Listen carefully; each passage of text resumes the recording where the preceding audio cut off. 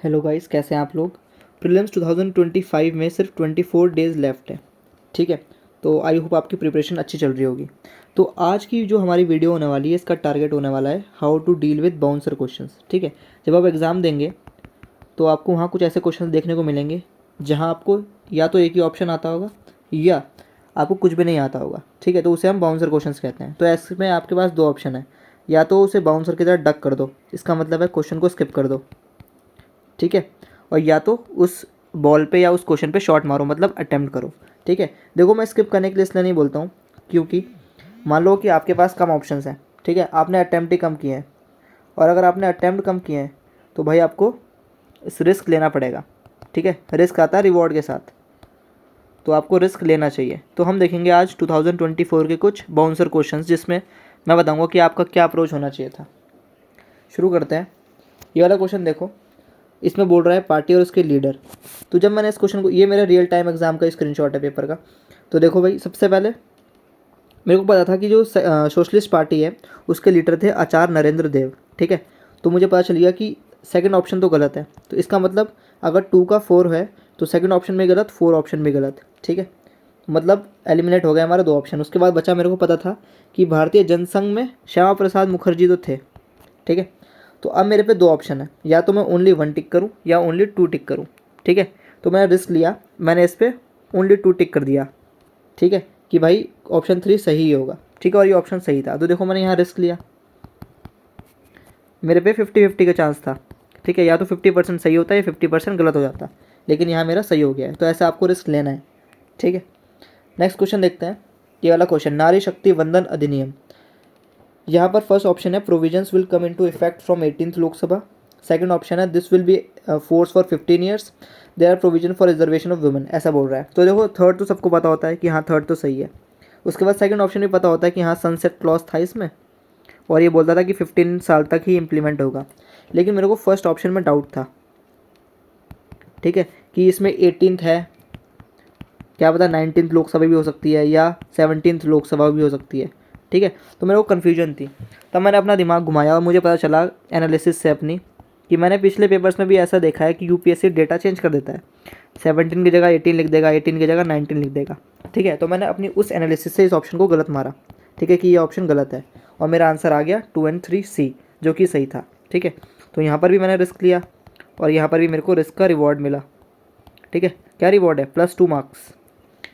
Next देखो, question 22, excise मित्र शक्ति के बारे में बोल रहा है। इसका fourth option, Indian air force is a part of this excise. Third option, joint response during counter terrorism operation, a goal of इस ऑपरेशन।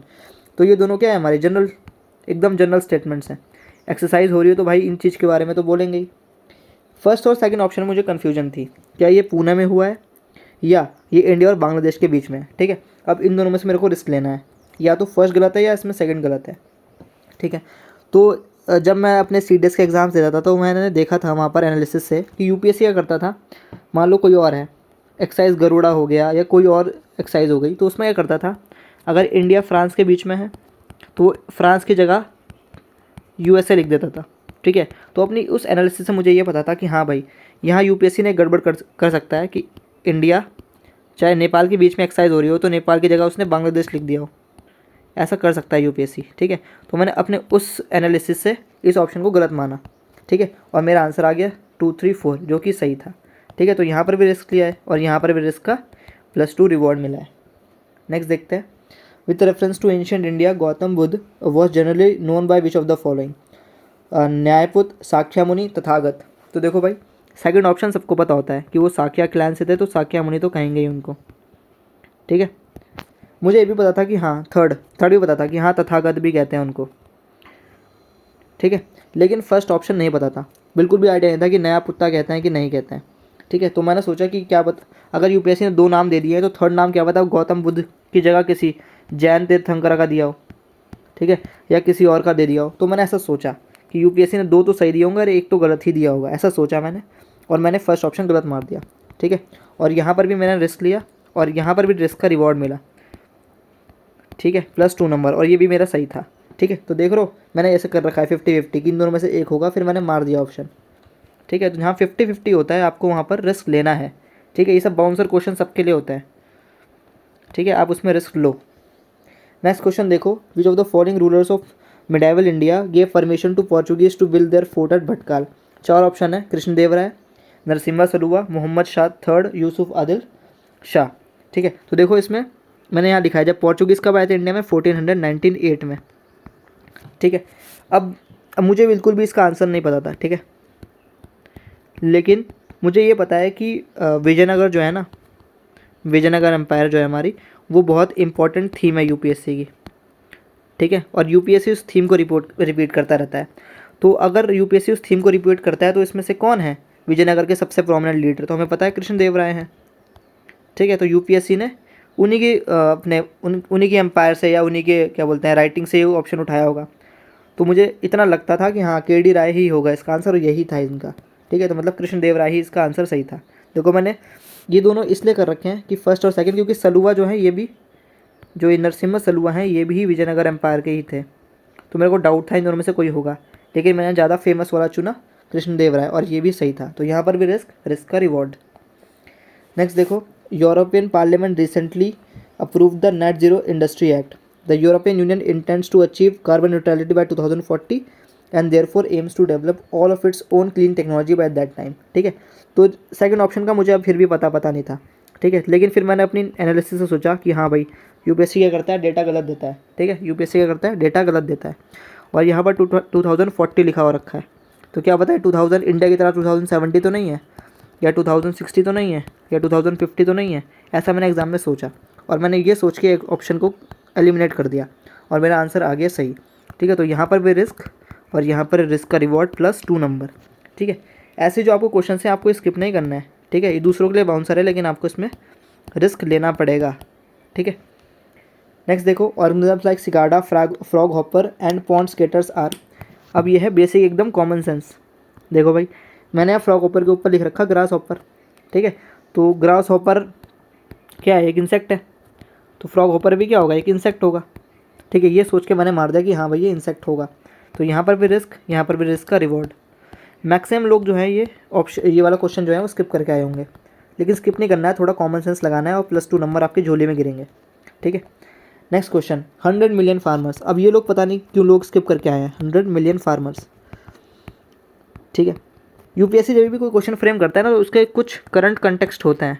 ठीक है, ऐसे हवा में कुछ नहीं पूछ लेता है, कुछ उसके करंट होता है, कुछ उसका कंटेम्प्रेरी रिलेवेंस होता है। तो उसका पहले सबसे पहले थर्ड ऑप्शन एलिमिनेट किया कि ये बात कर रहा है फर्टिलाइजर्स के बारे में। ठीक है, और मैंने देखा 100 मिलियन फार्मर्स, मतलब कितने, 10 करोड़ फार्मर्स। 10 करोड़ फार्मर्स अगर ये वाली फार्मिंग करेंगे फर्टिलाइजर वाली, तो ऐसी तैसी हो जाएगी।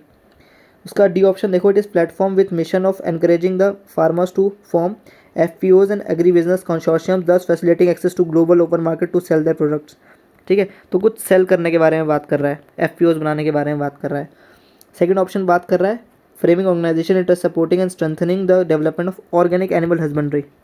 ठीक है, कह रहा है ऑर्गेनिक एनिमल हस्बेंड्री, तो ये एनिमल हस्बेंड्री के बारे में बात कर रहा है। और फर्स्ट बात कर रहा है नेट ज़ीरो के बारे में कुछ।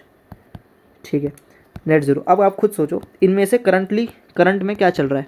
करंट में चल रहा है हमारा ग्लोबल वार्मिंग। ठीक है, और ग्लोबल वार्मिंग के लिए क्या चल रहा है हमारा, कि इंडिया जो आएगी नेट ज़ीरो हो जाएगी बाय 2070, या ग्लोबल लेवल पे भी सस्टेनेबल डेवलपमेंट गोल चल रहा है।